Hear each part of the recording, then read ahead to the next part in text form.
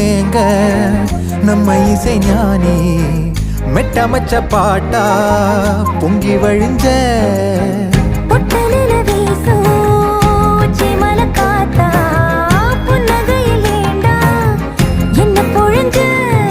சாராயம் இல்லாம சாஞ்சேண்டி கண்ணால கூழாங்கல் சேராதோ செங்கல்ல